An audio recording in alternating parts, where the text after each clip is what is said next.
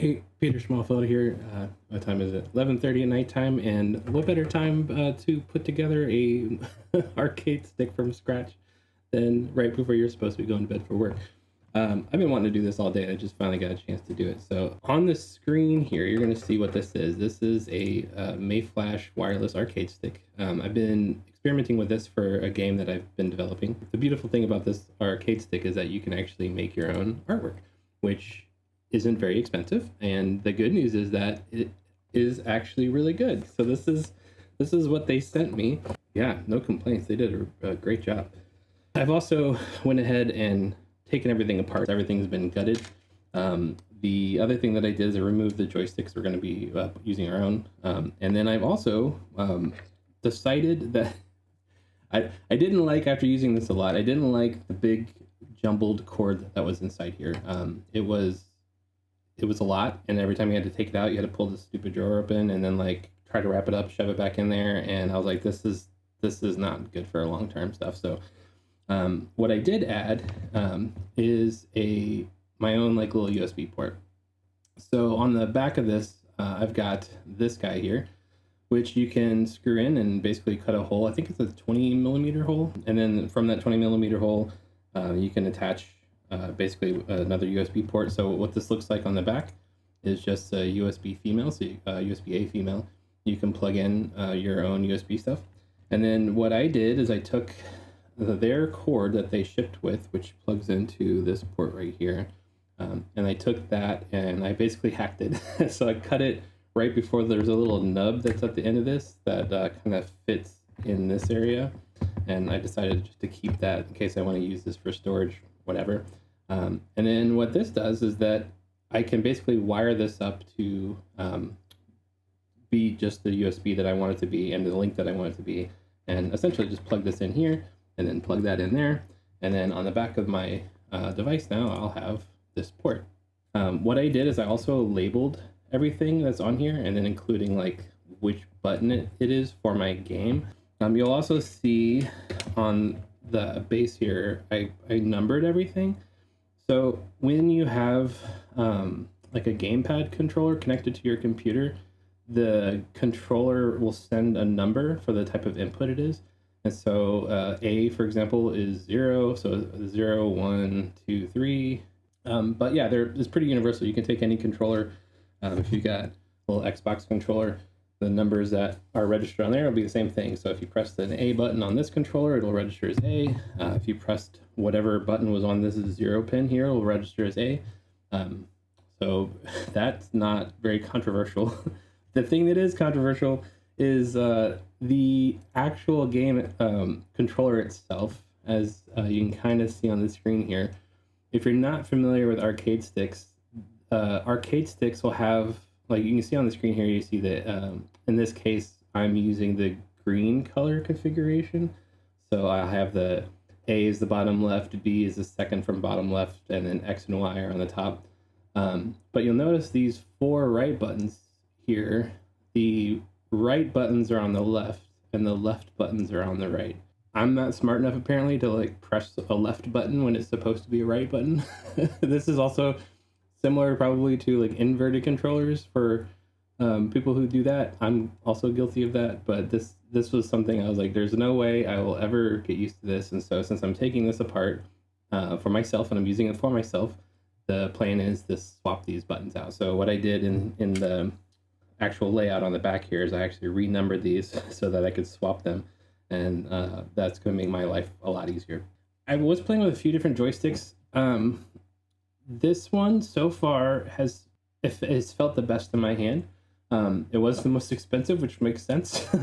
I also played around with a couple different buttons. I got the red, yellow, blue, and green buttons, and then I went with 2 black buttons for the top trigger buttons, and then 2 white buttons. These foam washers, which were stupid cheap, did a surprisingly good job of making the button quieter. The actual buttons now, this is I got a box down here, but yeah, put this next to the microphones down here.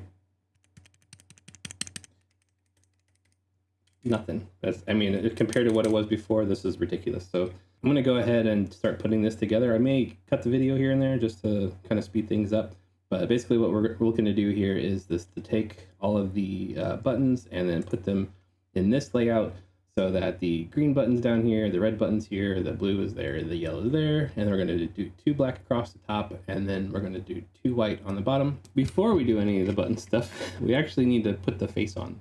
The face is actually important because the buttons go over the plexiglass. This is the top surface, and then the artwork that you get is just sits on top like that, and then you're going to have some buttons you need to pop out. Some artwork you can actually get where the buttons you can put in these outside pieces, and even some of them will let you do the inside piece. So I like that they actually provide these, because you can actually, if you wanted to make your own artwork that with the buttons that support it, you could do that. So that is everything lined up there. And you can see you've got the hole for the joystick, and then we got the holes for everything else. I'm going to take my little plexiglass here, and what I've done for the plexiglass is I used this little suction cup thing, and this has been kind of amazing, because what it does, just for people who've never seen this before, you can just put it on at whatever you want, and then press down on it, and then pinch it, and then now this whole thing is configurable to be moved around however you want it to be done. And then now I can undo that and then just slide this whole thing right off. Now we can flip it over. Since this is magnetized, it is not going to come out when we flip it. And then I'm going to put it back this way, because this is how I numbered it. This is technically upside down, as you can see. So this is now all the numbers that are on here actually kind of in reverse. So we're going to take the number 0 button, which is the letter A on the controller, or input 0. And we're just going to stick that in there. And then I'm going to slide that back down, and I'm going to orient this to just kind of so they look nice whenever I'm wiring everything up. Everything is kind of laid up. And then these little screw-on things here, they kind of have 2 textures. One side has like little teeth on the end of it, and the other side is smooth. So for this, you're going to want to make sure that you're using the textured version to be up against the surface. That actually gives it a nice little grip. And then what I was doing is I just kind of hold the square bit and then crank it down until it's nice and tight, and then everything's lined up. So now what you should have here is the green button on the green thing there. And so that's sitting on top of the plexiglass now, you won't be able to take the plexiglass off anymore. So I'm going to now work on just getting the rest of these. So I'm going to start with the rest of the colored ones, and then I'll do the buttons and then the triggers last. So everything is now nice and in there, solid, and then you can see what the actual controller is hopefully going to be looking like here. And then that's the sound test. Now we're going to wire everything up. By the way, I have this cardboard down here on the bottom because I find that it doesn't scratch up any of the plastic, because it's not really abrasive, and it's kind of like paper, and it's soft, but it's sturdy enough to hold everything.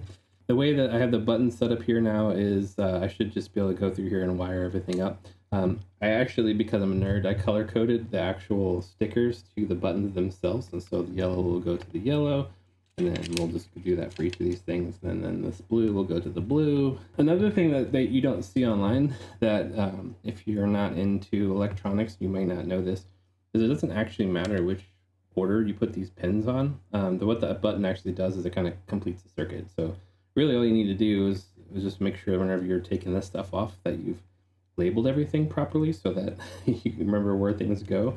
Go ahead, and I'm going to work from the bottom up. So this is yellow, and then this is what should be labeled as the Y button, and yes it is. Just double checking my work.